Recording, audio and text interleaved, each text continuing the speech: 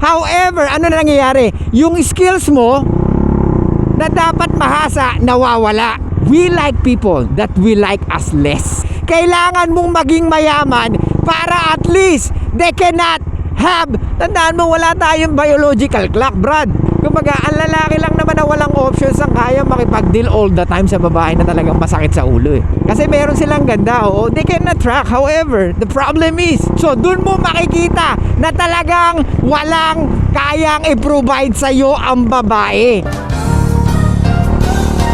Hey, what's up guys?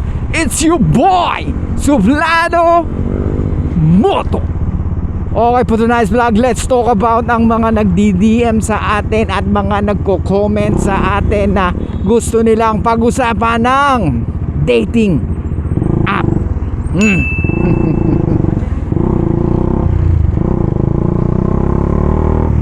So, bago natin pag-usapan ng dating app, let's talk about muna kung sino ang nangungunang dating app dito sa Pilipinas or yung most downloaded app dito sa Pilipinas. So, according to Rakuten Insight 2024, the number one downloaded app here in the Philippines, the OG, Tinder, Brad, followed by Dating.com. The third one is Bumble. So anyway guys, so gusto ko malaman nyo, before kayo gumamit ng Tinder or any dating app, dapat mag-research muna kayo para at least alam nyo kung mataas yung closing ratio pag sa dating app kesa yung cold approach. Kasi cold approach talagang hindi magiging obsolete yan sa buhay ng tao kumpara sa dating app. Sa dating app, is-rating mo lang ng 2 weeks yan, 3 weeks yan, medyo umay ka na dyan eh. Okay, ganito guys, dating app is only for if you want conveniency. Kasi you can swipe eh, anytime. Ito pa nakikita ko sa dating app, walang pinagkaiba sa panonood mo ng corn. What? Same eh, virtual bro. Parang ang dating is, yung attractiveness is only for online.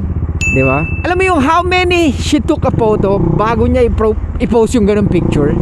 Parang mas nag-effort pa siya doon sa pictures niya. Doon mo makikita na yung parang mas gusto mo yung virtual kumpara doon sa actual. Maganda lang pala sa picture, sa personal hindi naman pala. I'm not saying it's not good to use yung dating app. Kung gusto niya talagang umangat yung game nyo or tumaas yung game nyo o mag-level up yung game nyo, do the cold approach. Ito nga sabi ko nga sa inyo guys, sa dating app, hindi mo alam kung ano oras magre-reply yung tao. Kumpara sa in-approach mo, nagsasalita agad, di ba? Alam mo kaagad pag hindi siya nagsalita, di rejected, di ba? Di next, di ba? Ganun lang naman eh. Kaso ang problema sa atin sa dating app, yes, maraming magaganda, walang problema yon. Ang tanong, pinapansin ka ba? Hindi ka naman pinapansin, di ba?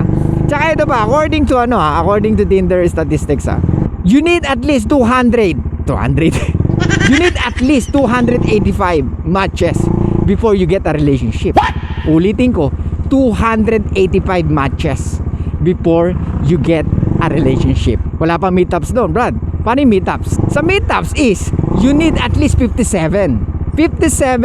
matches before you get a meetup or before you get a date.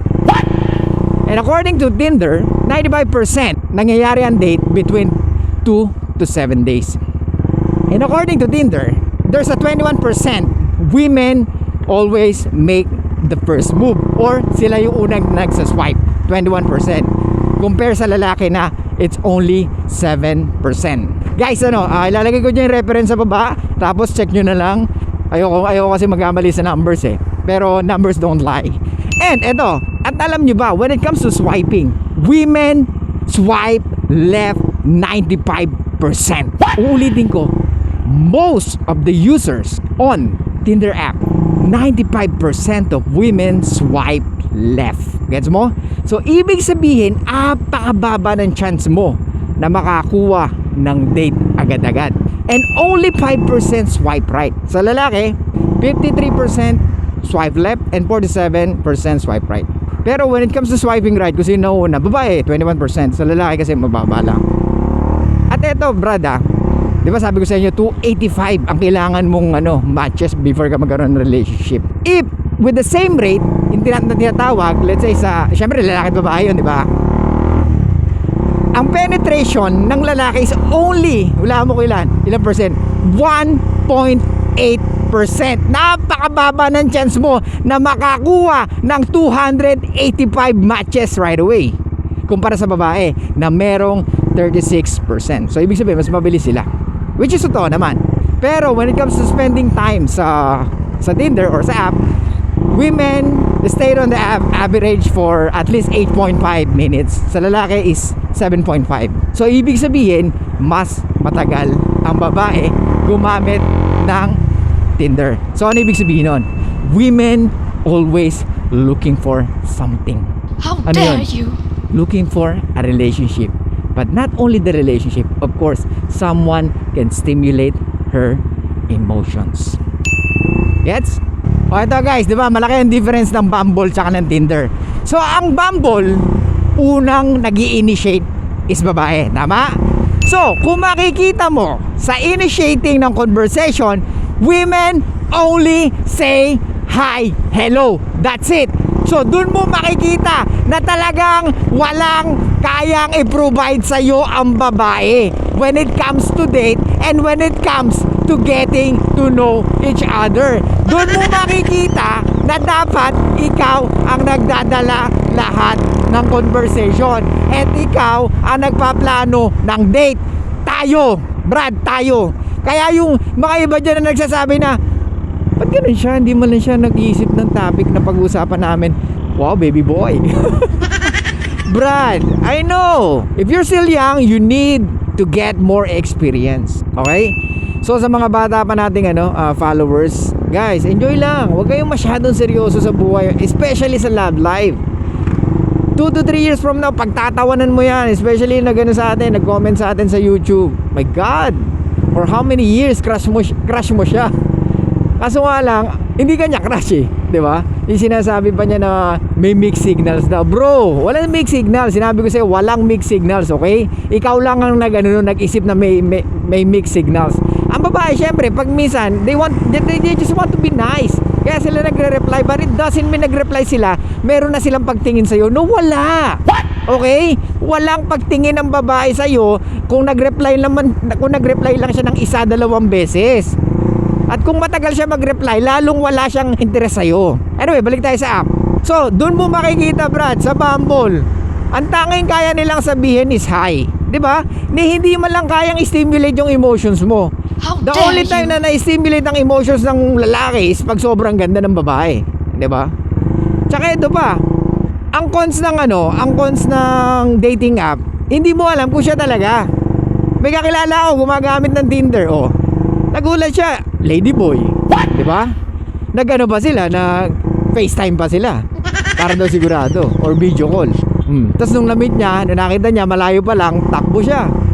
Oh shoot, man, takbo! Yari ka, di ba? So yun yung mga may tinatawag na catfish, di ba? Kaya nga sabi ko sa inyo guys yung profile niya na yun, especially sa mga babae, putya ilang shot yun bago niya nakuha yung perfect na shot na yun. Gets mo? Mas pinaghahandaan nila yung ganun kaysa yung pakikipag-usap nila sa lalaki. Kasi tayo talaga mag-initiate ng lahat. However, di ba, kung gusto mo ng relationship or ng fruitful relationship or anything na gusto mong pakuha mo sa isang lalaki, kaya dapat sa mga babae meron din game, di ba? Hindi mo mare-retain yung guy mo using your body, di ba? At the end of the day, tataas ang standard ng lalaki. Habang tumatagal, lumalalim yung pagkakaintindi niya sa inyo, yung pagkakaintindi niya sa mundo. Makikita niya, pucha, this is what I can provide, tas this is only what I get. Gets mo? Kaya dapat matutunan ng mga babae kung paano talaga ma-retain ang mga lalaki. Kasi meron silang ganda, oo, they can attract. However, the problem is, it's hard for them to retain the guy. Kaya nga, nangangarap ka pa ng lalaki na talagang high value. Karamihang high value guy, they don't have time to listen to your BS. Wala silang time to deal with those kind of behavior and attitude. Kumbaga, ang lalaki lang naman na walang options ang kaya makipag-deal all the time sa babae na talagang masakit sa ulo eh. How dare you? Diba? Kasi wala siyang options eh. Okay, I need to deal with this woman. Kasi wala ko ibang options eh. Intindihin ko siya. Ayoko siya mawala. Tanga, ayaw mo siya mawala. What? Kasi doon mo makikita, there's so many fucking fish in the sea. Diba? Tandaan mo, wala tayong biological clock, Brad. Sila by 26, 27, kinakabahan na yan. Ikaw 30, puta. Hindi yung start pa lang na pag-enjoy mo sa buhay.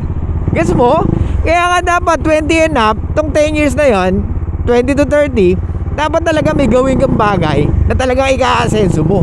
Guys, hindi ko sinasabi ito. Ang dami sa comment sinasabi na dapat yumaman ka para at least makuha mo yung babaeng gusto mo. Yes, kasama yon. However, kailangan mong maging mayaman para at least they cannot have leverage on you. Gets mo? Wala siyang kayang ipagmalaki na kaya kanyang palitan anytime.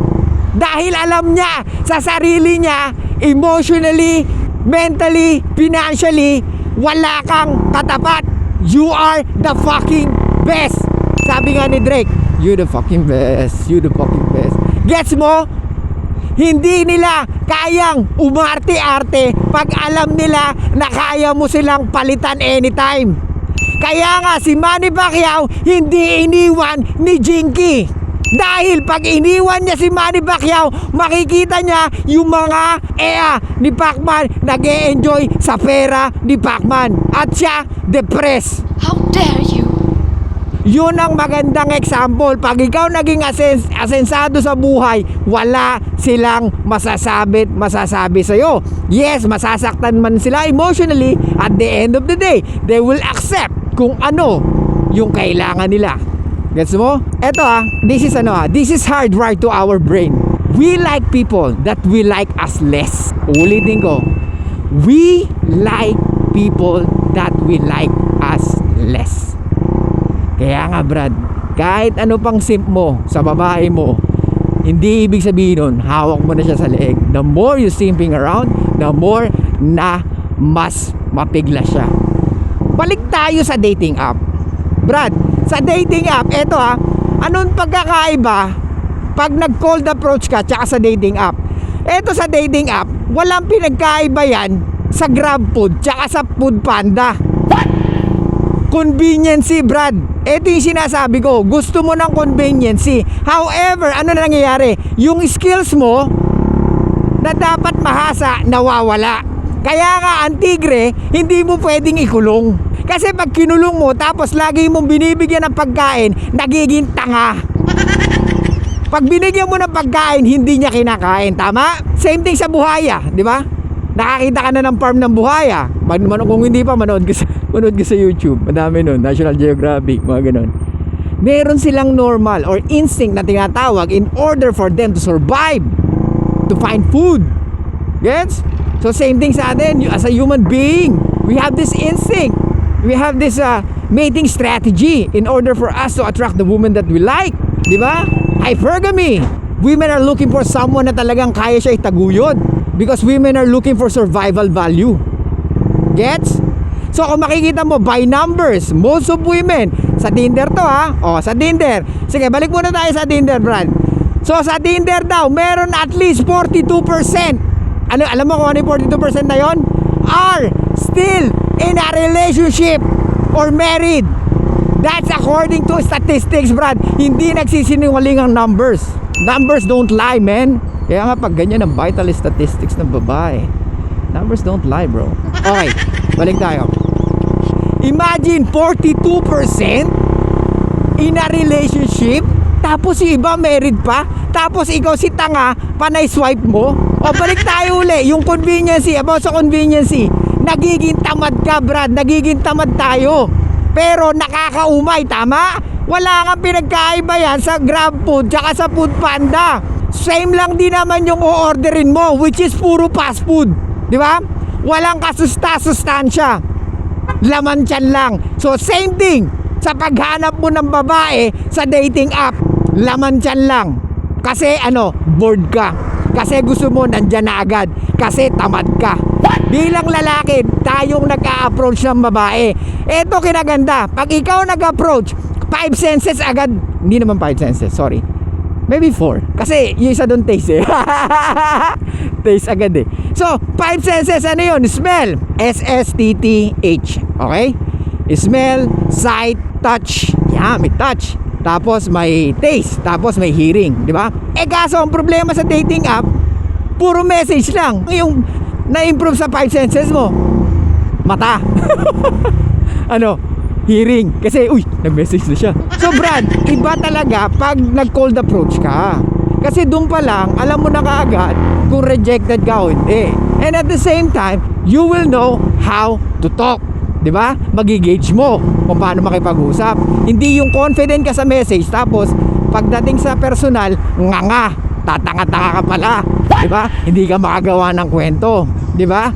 Eto pa, according to Tinder, women reply or send a message at least average of 38 minutes. Ulitin ko, women reply on average of at least 38 minutes.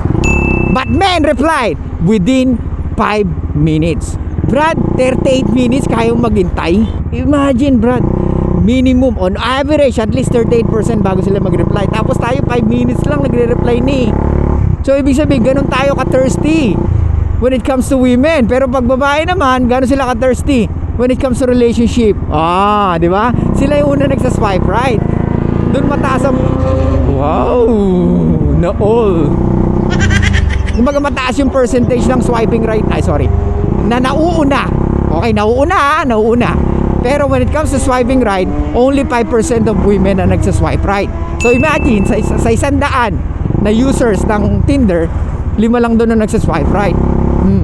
Alam nyo ba na 20% ng users ng Tinder are fake? So according yan sa Tinder statistics yan. Brad, ito yung sinasabi ko sa inyo. Ang pogi mo sa picture, pero sa personal hindi pala. Kaya nga dun pa lang, makikita mo na kaagad, Brad. Kung nag-approach ka, even there, kumbaga dun pa lang, makikita kaagad ng babae, he's cute naman and I think he's confident naman. I will give my number to him. Ganun, di ba? They feel the same. Kung ikaw happy ka mag-approach, jolly ka, or let's say, funny ka, of course, they feel the same way. Kaya nga kung ikaw awkward ka, same thing din yung mararamdaman niya. Ito guys, lagi yung tandaan. Kung ano nararamdaman mo during approach, same thing din yung mararamdaman ng in-approach mo. Kung nahihiya ka, mahihiya siya. Kung awkward ka, awkward siya. Kung feeling mo embarrassing din sa kanya yon. Kaya Brad, learn how to do cold approach. Gets nyo ba? Ito pa, ulit-ulit lang tayo. Ang daming nag-ano sa atin. Ang daming nag-comment and message. Tulungan mo naman kung paano ba ma-improve ang skills. Puta, wala na may ibang way kundi mag-cold approach. Kaya tingin nyo yung mga gumawa ng libro, hindi ginagawa yun. How can you learn yung mga ganung bagay kung hindi mo ginawa? Ano yung kathang isip? Diba? Kaya sila nakakagawa ng libro, it's because, of course, first-hand experience. Nagigets nyo ba?